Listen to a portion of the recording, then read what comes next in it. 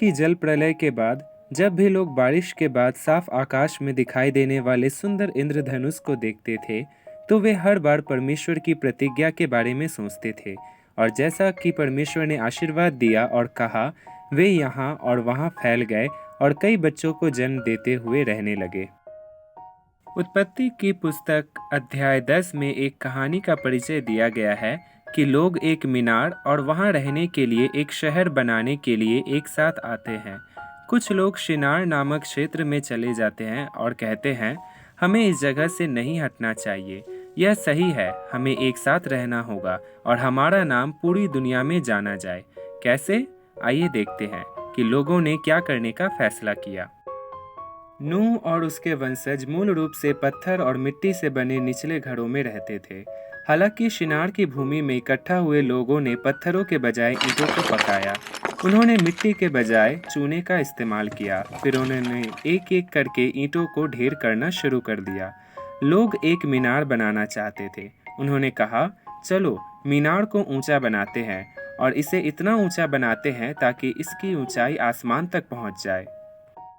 आधुनिक समय में आप यह नहीं सोच सकते हैं कि एक इमारत का शीर्ष आकाश तक पहुंच जाएगा, लेकिन उस समय यह माना जाता था कि यदि आप ऊंचा निर्माण करते रहेंगे तो यह आकाश तक पहुंच जाएगा।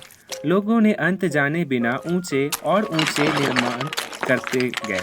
पुराने दिनों में कोई अच्छे उपकरण या मशीनें नहीं थी, इसलिए मीनार का निर्माण करते समय लोग अक्सर गिर जाते हैं और घायल हो जाते हैं या मर भी जाते हैं। लेकिन लोगों ने मीनार को बनाना बंद नहीं किया, जैसे कि वे पागल हो रहे हो। क्या यह वास्तव में अजीब नहीं है? लोगों ने मूल रूप से जंगली जानवरों से खुद को बचाने या आने वाले दुश्मनों को खोजने के लिए महल बनाए। लेकिन यहाँ के लोग ऐसा इसलिए कर रहे हैं क्योंकि वे बिखरे हुए नहीं रहना चाहते हैं या अपना नाम नहीं बताना चाहते हैं। परमेश्वर उत्सुक था कि लोग क्या करते हैं। वह जमीन पर उतरा और लोगों को देखा। उसने सोचा, अगर मैं इसे ऐसे ही छोड़ दूं तो यह एक या दो लोगों के घायल होने के साथ खत्म नहीं होगा। और फिर उसने इसे रोकने का फैसला किया। परमेश्वर ने ऐसा इसलिए किया ताकि लोग एक दूसरे के साथ बातें ना कर सके। क्या हुआ? लोग असमंजस में थे कि आखिर हुआ क्या है।